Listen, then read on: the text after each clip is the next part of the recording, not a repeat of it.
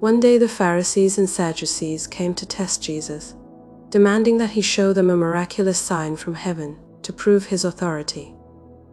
He replied, "You know the saying, red sky at night means fair weather tomorrow. Red sky in the morning means foul weather all day.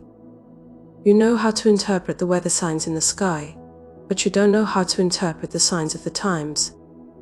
Only an evil, adulterous generation would demand a miraculous sign, but the only sign I will give them is the sign of the prophet Jonah." Then Jesus left them and went away.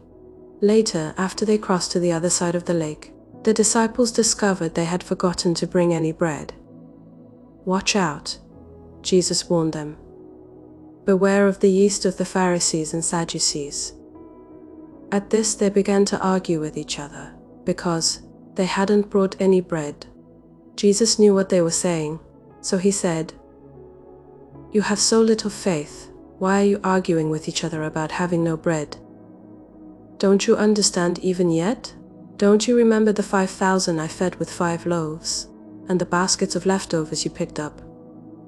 Or the 4,000 I fed with 7 loaves, and the large baskets of leftovers you picked up?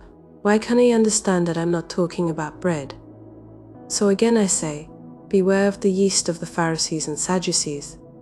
Then at last they understood that he wasn't speaking about the yeast in bread, but about the deceptive teaching of the Pharisees and Sadducees.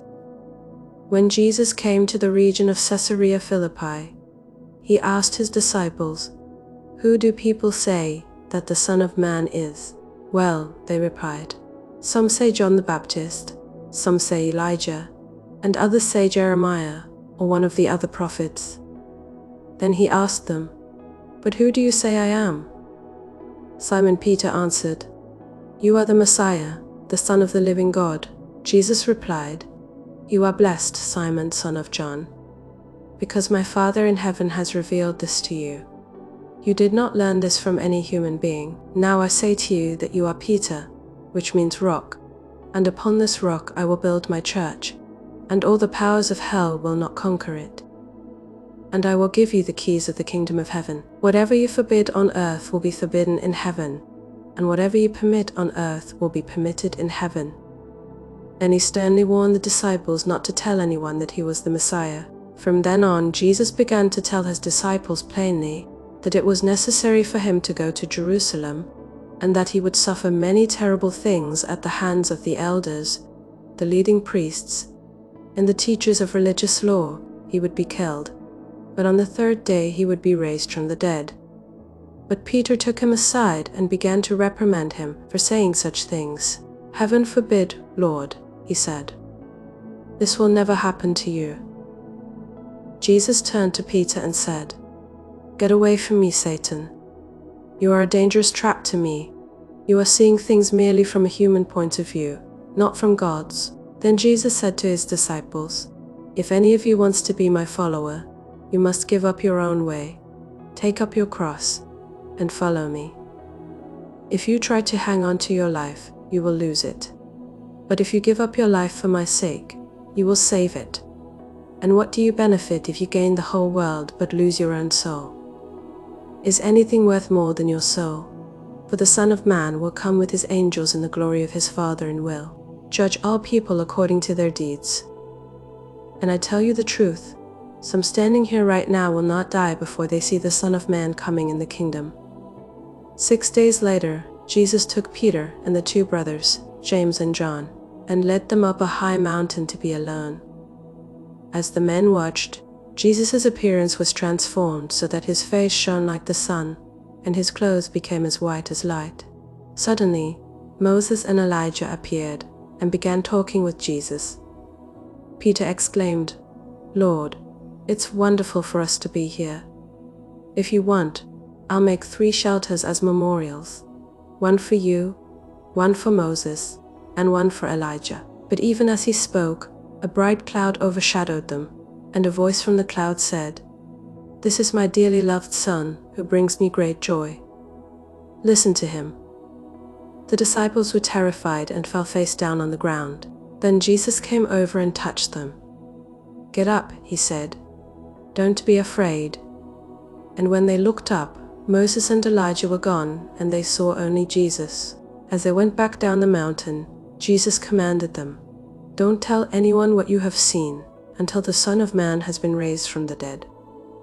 Then his disciples asked him, "Why do the teachers of religious law insist that Elijah must return before the Messiah comes?" Jesus replied, "Elijah is indeed coming first to get everything ready. But I tell you, Elijah has already come, but he wasn't recognized, and they chose to abuse him. And in the same way, they will also make the Son of Man suffer." Then the disciples realized he was talking about John the Baptist. At the foot of the mountain, a large crowd was waiting for them. A man came and knelt before Jesus and said, "Lord, have mercy on my son. He has seizures and suffers terribly. He often falls into the fire or into the water. So I brought him to your disciples, but they couldn't heal him." Jesus said, "You faithless and corrupt people, how long must I be with you? How long must I put up with you? Bring the boy here to me." Then Jesus rebuked the demon in the boy, and it left him. From that moment the boy was well. Afterward the disciples asked Jesus privately, "Why couldn't we cast out that demon?" "You don't have enough faith," Jesus told them. "I tell you the truth, if you had faith even as small as a mustard seed, you could say to this mountain, 'Move from here to there,' and it would move. Nothing would be impossible." After they gathered again in Galilee, Jesus told them, "The Son of Man is going to be betrayed into the hands of his enemies. He will be killed, but on the third day he will be raised from the dead." And the disciples were filled with grief.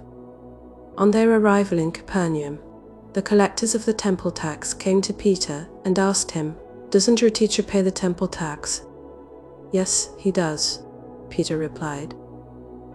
Then he went into the house, but before he had a chance to speak, Jesus asked him, "What do you think, Peter? Do kings tax their own people or the people they have conquered?" "They tax the people they have conquered," Peter replied. "Well then," Jesus said, "the citizens are free. However, we don't want to offend them, so go down to the lake and throw in a line. Open the mouth of the first fish you catch, and you will find a large silver coin. Take it and pay the tax for both of us."